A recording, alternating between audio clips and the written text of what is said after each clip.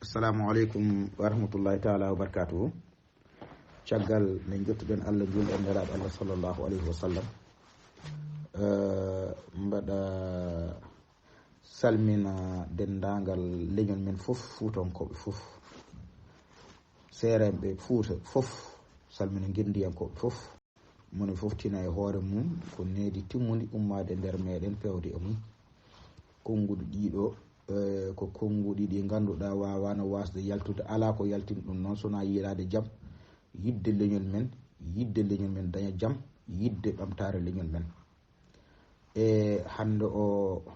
mbo jogui sunare ene mawni no feewi, e sunare nde hande o leñol meɗen eɗen ponno hande ƴewde holko ɓamtata leñol men yeeso, holko nawrata leñol men yeeso, holko jalbinta leñol men, holko ɓeydata imanagal leñol meɗen, holko ɓeydata nangudiral leñol meɗen ha moni fof tina hoore mum e nder leñol ngol, holko addante en yidde Allah, yidde nelaɗo Allah, yidde Cheikhna Ahmad Tijani. Hay ɗum so ene woodine hande o eɗen jiiya ko ganduɗa ina bonna ɗum, ina bonna hurumaji meɗen. Neɗɗo ala so wona hurum mum, neɗɗo ala so wona teddugal mum, neɗɗo ala so wona ndimagu mum. Hande o mi yi e nder reedu Fuuta ko ganduɗa ina hulɓini en ganda holto feewi. Nde ɗo toɓɓere yaltude, toɓɓere nde ina hersini hay haalde.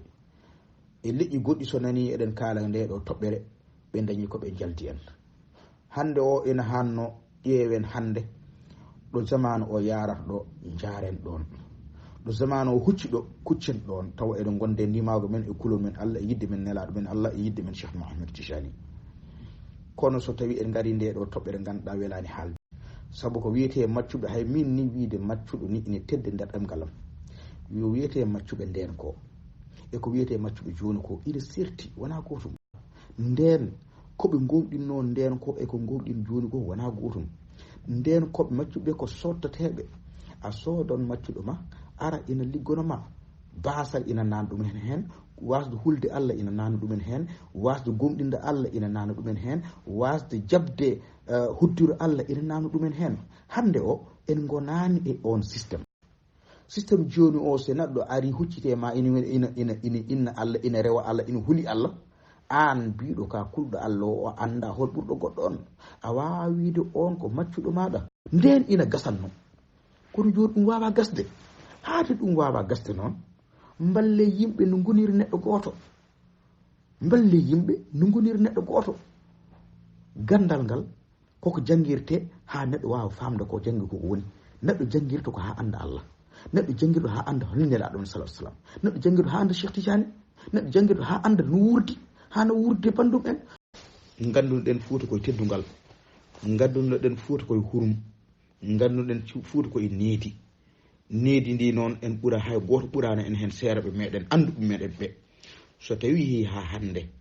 ceerno goto enen meɗen ƴetti konngol, hay so tawi a dokkorani hen wonɗo poɗɗa haadude e mum, ƴettade ɗum nde, yennu ɗum nde, haalde ko fotani haalde nde, ɗum ina hersini e Fuutanke, te en gandani ɗum hande e Fuuta. Ɗum noon ina moƴƴi hande duttoɗen e asli meɗen, duttoɗen e asli meɗen, hurum meɗen, Fuutankoɓe, Fuutankagal meɗen. Ɗum noon sa yimi haali hande e ngol ɗo konngol, ala ko haalnimi ɗum so wona andude koye nder moɗon jeeyami. Mi haaldani gandal, mi haaldani sharia, mi haaldani qur'ana, sabu gueɗel hen fof won hettuɓe hen. Sharia won sharia yonkoɓe no goodi, qur'ana yonkoɓe no goodi, baɗini yonkoɓe no goodi, kono min kaldirmi tan ko hakke yidde meɗen e leñol men, ande leñol men saro. Eyyi ko heddi ko fof won hettuɓe hen. Ɗum noon mbaɗa ñaagui sabu Allah e nelaɗo muɗum, kala ko ina sernde en ndentoɗen ɗum,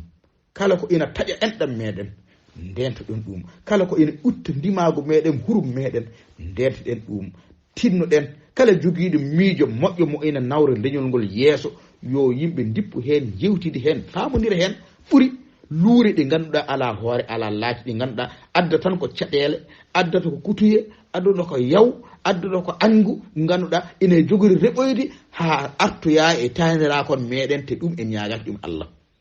Hande o enen mawɓe haalaɓe ɗo pop génération men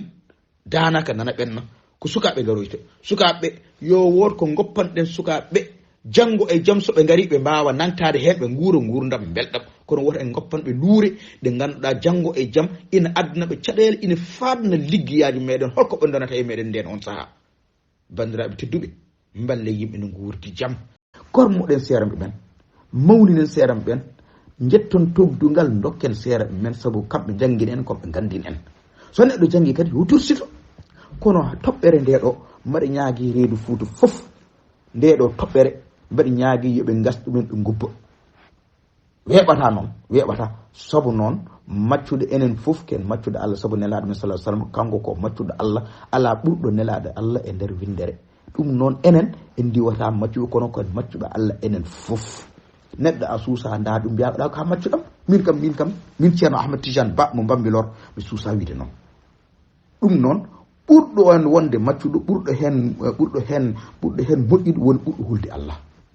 e jiyaɗo Allah fof ɗum noon mballe en ñifane en ndeɗo lewol walla ndeɗo jeyge ndeɗo toɓɓere huɓɓude nafata enen Fuutankoɓe haydara ƴeewen toɓɓere wonde nawro en yeeso jaren jaam jarlo ɗon kam jaafa ɗon kam so tawi toɓɓere nde ko kalmi hen ko wonmo ɗum muusi walla wonmo ɗum ɓuri dillini ɓerde mum mbaɗa dicci e yeeso mum mbaɗa ñaagui ɗum yafuya ko sunam tan e yiddam e leñol ngol e yidde yo Fuuta fof rentu wonɗo neɗɗo goto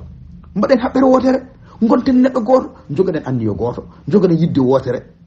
jogoɗen yiyande wotere jaaren yeeso hono leƴƴi goɗɗi jaari yeeso ni ko ɗum on nawrata lewñol yeeso ko heddi ko heddi toɓɓe keddiɗɗe so tawi ina gandi ene gadda luure woten kaal goppen kala ko ina adda luure e nder men goppen somi wi Fuuta wona Fuuta men o tan kala ɗum wiye Fuutanke biyo wimi e wimami ina naadi hen kala Fuutanke har kala kaalo pullo ina hen Fuladu en pullo Masina en pullo Cameroun en Fuuta dendagal e aduna o pop ina jeeya e ɗo Fuuta mo kalami ɗo o enen fof en potani certude poɗɗen jiidude ko yumma e baba fa tabarakallah assalamu aleykum wa rahmatullahi taala wa barakatuh